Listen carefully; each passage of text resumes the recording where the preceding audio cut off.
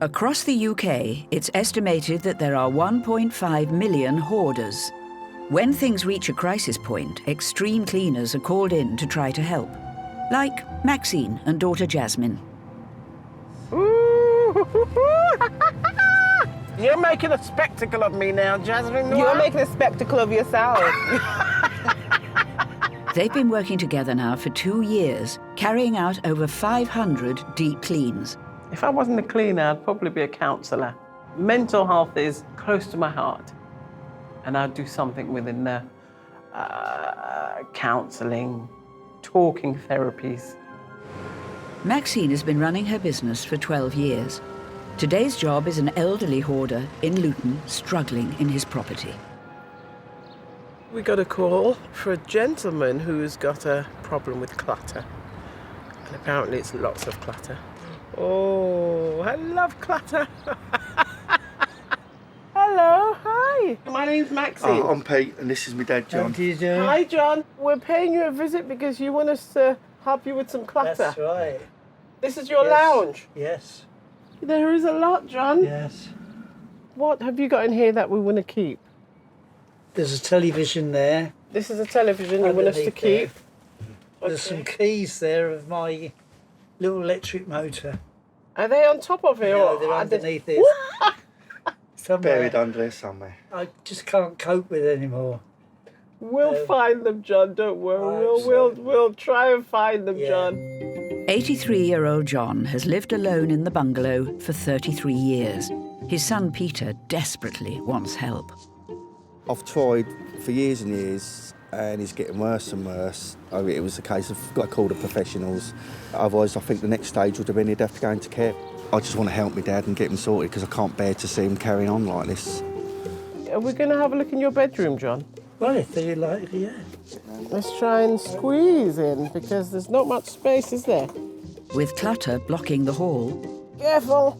getting to bed at night is a little like doing an assault course. Okay. Wow. This is Dad's bedroom, and Dad would sleep He here. does sleep in here. I don't know how, but he does, yeah. Oh.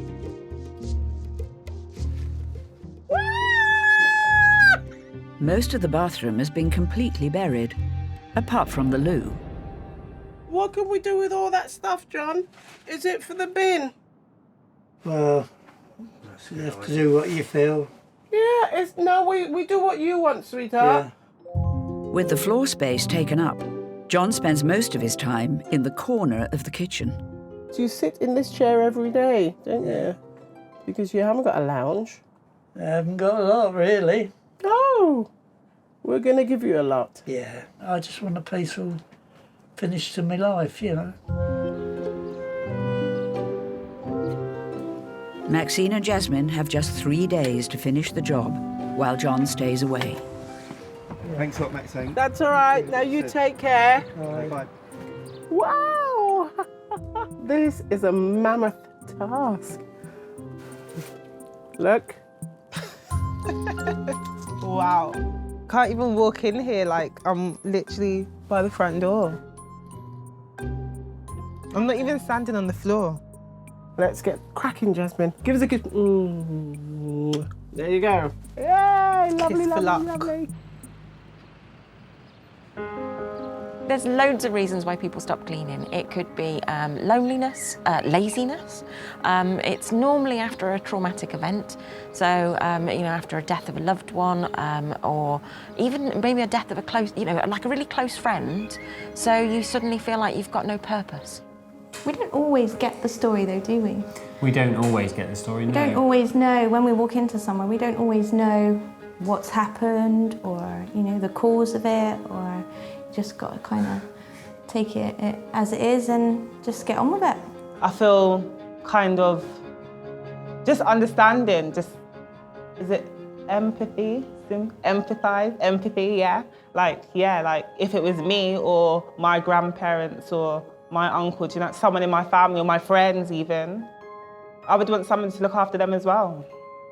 Like how we would look after them. From road traffic accidents to deaths at home, anytime there's bodily matter to clean up, you need a specialist cleaner, trained at dealing with biohazard waste. like George and Dino. Another day, another dirty dollar, mate. Well, dirty dollars are what we do.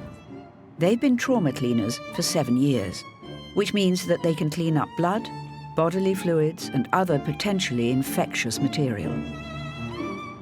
After a murder or a suicide, paramedics don't clean up. You know, it's up to the family, it's up to the landlord to get in touch with people like ourselves. Today, they've been called to a one-bed flat. It's going to be a messy job, definitely. Definitely a messy job. But that's the business we're in. An elderly man died alone and was decomposing here for a number of days. We're wearing category 3 safety suits. Safety is imperative. We could be catching HIV, hepatitis B, or a cold, the man flu. There is just one more vital step before George and his team go in. Vapor rub. We're putting a vapor rub in our nasal passage, basically so it'll tone down the smell. A decomposition can have a very bad smell.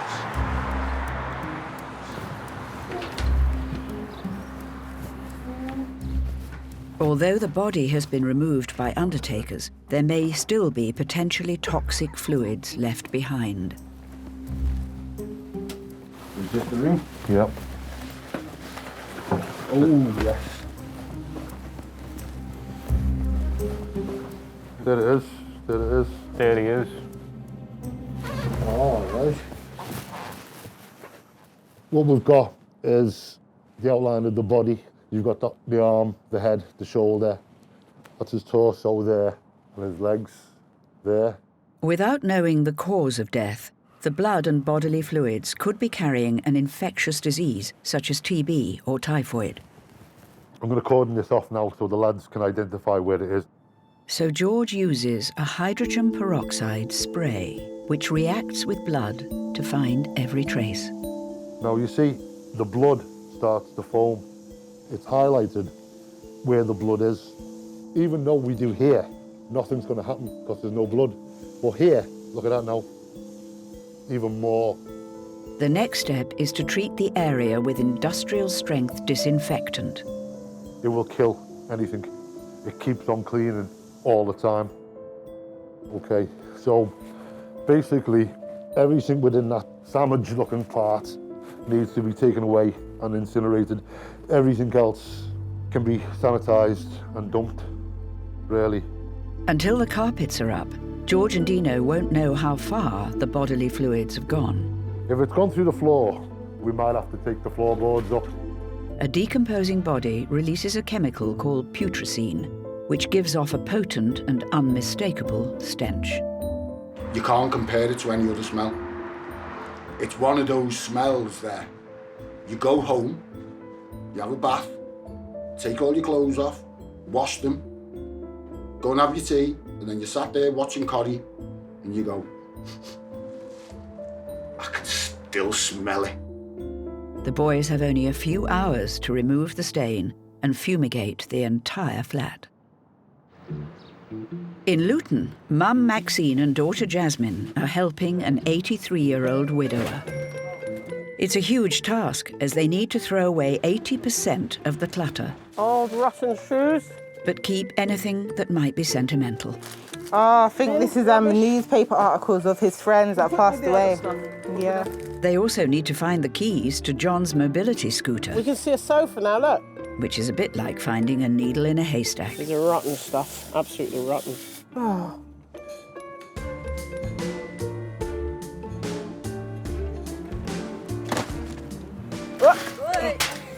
Nearly, Lynn. Maxine and her team have spent 3 hours clearing, but it's just the tip of the iceberg. Oh my God. It's to the ceiling. Yeah, that's nuts. Look at this, a bag of rubbish, look. By the end of the day, they've taken 4 tons of clutter to the skip, but the scale of the job ahead is just starting to sink in. Oh, today's been hectic. We've managed to fill 1 skip, but I've lost the will to live now. End of day for me, dearie. Many people have a hoarding problem. When it gets out of hand, it's down to the extreme cleaners to come to the rescue. In Luton, Look what's in here! Oh, I feel sick. Maxine and Jasmine are helping an 83-year-old widower with 30 years' worth of clutter. We've got a big team on today because we've got quite a lot of heavy stuff to move out. So we thought we could do with a bit of manpower. More manpower because the work is as bigger than we thought. We're females and females can do quite a lot, but I think I'll leave this to the male species. With the extra manpower doing the heavy lifting, Maxine and Jasmine can finally start clearing the wardrobes, which don't appear to have been opened in decades. Whoa! Whoa. Is this a shoe made of bread? This is just untouched. Look at these. 1997. That's 20 years ago. 20 years ago! Wow! I can't believe it! Long life milk was 28p. Wow. Shush. Value bread, Cheese, 21p. cheese. 21p for bread. They've already cleared half the living room, but there's no sign yet of the lost keys to John's mobility scooter. We haven't found the keys, so we're still looking. Yeah, we do need to get out. Are they keys? Yes! Jasmine! We found the keys! Right at the bottom of the pile! That's my job done then. Ah! Can you go home then? I you're wish. not- Yeah, you're not going home. We're sat outside because we've kicked up quite a lot of dust in the lounge. And there's nowhere to sit. The only place to sit on a sofa and relax is here. Maxine has found a box of memories that she can save for John, including a card from the birth of his son. Congratulations to mother and baby. September 1939. You are 6 today. To John, happy birthday, love. Tracy. We peel back the layers of their life, basically, from current to very past. Absolutely amazing. Love it.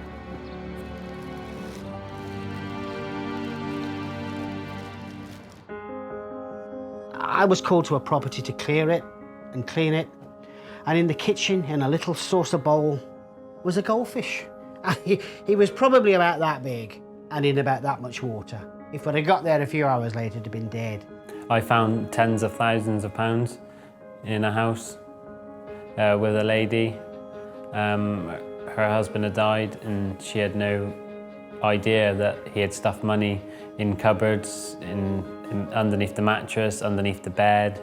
I once found Bibles next to voodoo paraphernalia. And I couldn't, for the life of me, I couldn't understand why you'd have a Bible next to a voodoo doll.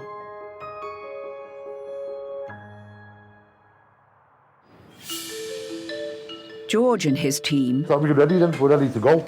are partway through an extreme clean. Start getting the smell a lot more now. Yeah.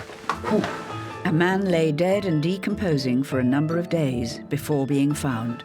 It's still damp. Now George and his team need to remove every trace. I think that's gone right through, you know. Thank you. Yeah, we'll have to see. Once you get down to this level, it does get a bit too much sometimes.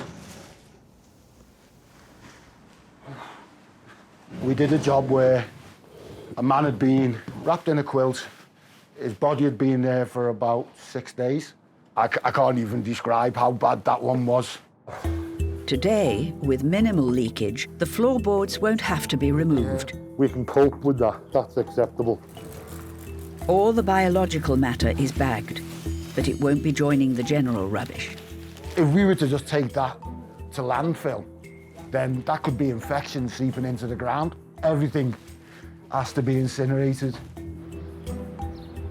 With the room free of any potential contaminants, the boys can now clear the rest of the belongings. Learn Swedish. how he really did like his languages, didn't he? Not just clearing all the rubbish. You're picking up little clues as to who the person was, what they did. We know he was a linguist. We know he loved music. We knew what he liked to eat. We know he was a small-built guy. We probably know him a lot better than a lot of people. Once the flat is emptied, Ready for the finale. George uses an industrial fogger to remove any last trace of that smell. We call it cherry flavour. That's it now. Job complete. Happy days. I'm done, mate. Right, home time, home time. Yes, pint. One of the worst jobs was a decomposition job that we went to where the gentleman had been an alcoholic and he died in his flat, a top flat, and nobody had found him for about 9 weeks. He was a drug addict as well, and there was a lot of needles in that property. It was a big, it was a mess, wasn't it? Job. It was an upstairs flat, wasn't it? Yeah, that was nasty. You're in people's houses, they've passed away, and we've got to take away all the items before we clean it all. You're bagging up in black bin bags people's lives, scrapbooks. You know, if there's no family, or even if the family say, no, I don't want it. That's sad. That's what it comes down to. Yeah, the family, nah, I don't want it. You know, 90 years on this earth, and your stuff's in a black bin bag. The saddest case I've come across is to an unattended death that have been in a house. They died before Christmas. They weren't found until 6 weeks after Christmas and had no family. And at that time over Christmas, that is a family time. And to know that no one had been to see him, no one had known he was in there or had gone. And that was probably the saddest job that I've been on, to know that no one was there for him. In Luton, Maxine and Jasmine are coming to the end of their job, one of the worst hoarding cases in years. Spider! After removing 7 tons of clutter, they're on the final push to get the place ready for John's return. Day's nearly come to an end. I cannot wait. 2 hours later, John and Peter are back to see the final results. I feel a little bit wobbly in my stomach because seeing what's going to happen, I don't know. Hopefully you better walk around in there now. Yes. Before, John's house was overrun with 30 years' worth of clutter and belongings. It's taken Maxine, Jasmine, and a team of 4 cleaners 3 days to clear and clean. Come on in, my love. Oh, Come on in. oh that's great. Oh, yes, they're the ones. Yeah, You found them then? we did, John. That's for my electric motor, my little zoomer. Oh. Previously, John's bathroom was little more than a store cupboard. Actually, see, there's a bath there now. Yeah. And a sink. Very nice. Yeah. Yeah. And at bedtime, he had to scale a mountain of clutter to get onto his mattress. Now, with a new bed, he can get a proper night's sleep. There you go, Dad, you can get in your bedroom now. Yeah. Are you pleased, John? Yeah, very pleased. Yeah, thank you. Oh, that's lovely. That I'm is so nice glad. of you. You worked hard. Oh. Worked very hard.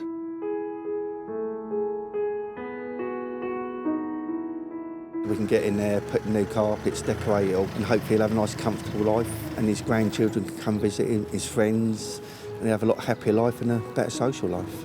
Are you pleased with all of this, John? Oh, yes, more than so, yeah. Yes, it's great. Great improvement. Thank you for finding all my goodies. For the first time in 30 years, John can enjoy his surroundings. Lovely, lovely feeling to see all these here things that I hadn't seen for a while, yeah. They become like old friends to you, don't they? It's a bit of you. So happy that he's happy. Wow. Oh, his reaction was just absolutely amazing. Whee! Woo! Well done, Jasmine. Kiss. Ooh. Next time, That's a mouse nest. George and his team tackle an infestation. That's definitely a dead mouse. And Yvonne and Angela take on their